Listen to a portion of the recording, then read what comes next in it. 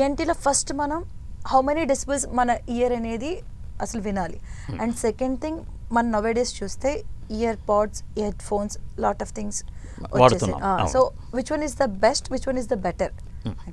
అంటే మనం వినాల్సిన sound 40 decibels లోపు ఉంటే కనుక మనకి చాలా ఆహ్లాదకరంగా ఉంటుంది, మనకి ప్రశాంతంగా ఉంటుంది, వినడానికి వినసొంపుగా ఉంటుంది.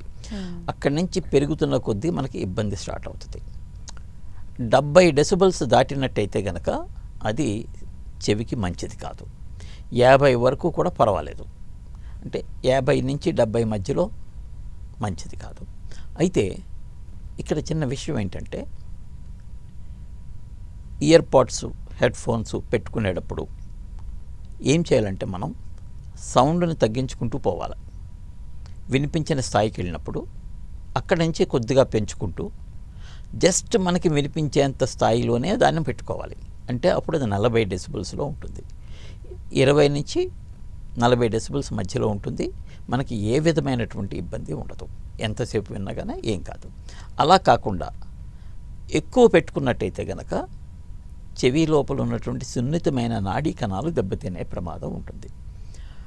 అయితే కొంతమంది సాఫ్ట్వేర్ ఎంప్లాయీసు లేదా కొంతమంది మేనేజర్సు వాళ్ళు కంటిన్యూస్గా మీటింగ్స్ పెట్టుకోవాల్సి ఉంటుంది. వాళ్ళు హెడ్ ఫోన్స్ పెట్టుకోక తప్పని పరిస్థితి కొన్ని సందర్భాల్లో ఉన్నప్పుడు, కోవిడ్ తర్వాత వర్క్ ఫ్రమ్ హోమ్ కూడా చాలా వర్క్ ఫ్రమ్ హోమ్, అటువంటి సందర్భాల్లో ఇందాక నేను చెప్పినట్టుగా వాల్యూమ్ అంటే లౌడ్నెస్ బేర్ మినిమంలో పెట్టుకుని, రెండవది ఏంటంటే కొన్ని గంటల పాటు వినాల్సిన పరిస్థితి వచ్చినప్పుడు 15 నిమిషాలు ఒక చెవిలో పెట్టుకుని, తర్వాత 15 నిమిషాలు రెండో చెవిలో పెట్టుకుని, మళ్ళీ మొదటి చెవికి, అంటే ఆల్టర్నేట్.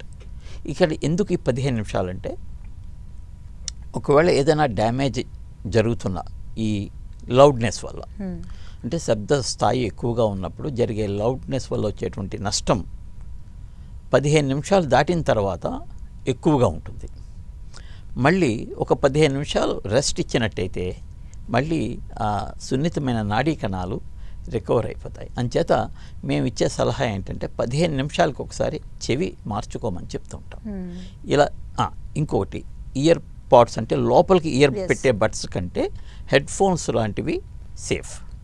ఎంచేతంటే ఒకవేళ బై మిస్టేక్ ఎప్పుడైనా లౌడ్నెస్ పెరిగినా సరే కొంత ఎనర్జీ బయటికి వెళ్ళే అవకాశం ఉంటుంది. చెవి లోపల పెట్టేటువంటి బడ్స్ వల్ల మొత్తం ఎనర్జీ లోపలికి వెళ్ళిపోతుంది, కర్ణపేటలోకి వెళ్ళిపోతుంది. అంచేత ఆ రకమైనవి కొద్దిగా అవాయిడ్ చేయమని మేము సలహా ఇస్తాం. హెడ్ ఫోన్స్ అంటే కొద్దిగా స్పాంజ్ ఉన్నటువంటి ఫోన్స్ అయితే బెటర్.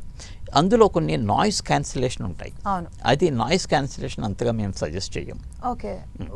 ఎందుచేతంటే బ్యాక్గ్రౌండ్ నాయిస్ అనేది చెవికి సంబంధించిన కర్ణబేరి శబ్దాన్ని ఎక్కువ వెళ్లకుండా నియంత్రించేటువంటి క్రమంలో ఉంటుందన్నమాట.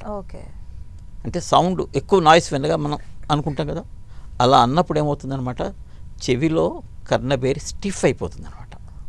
స్టిఫ్ అయిపోయి ఎక్కువ శబ్దం లోపలికి వెళ్ళకుండా కొద్దిగా బ్లాక్ చేస్తుంది. నాయిస్ క్యాన్సిలేషన్ వాటిల్లో ఈ ప్రక్రియ దెబ్బతింటుంది, ఉండదు.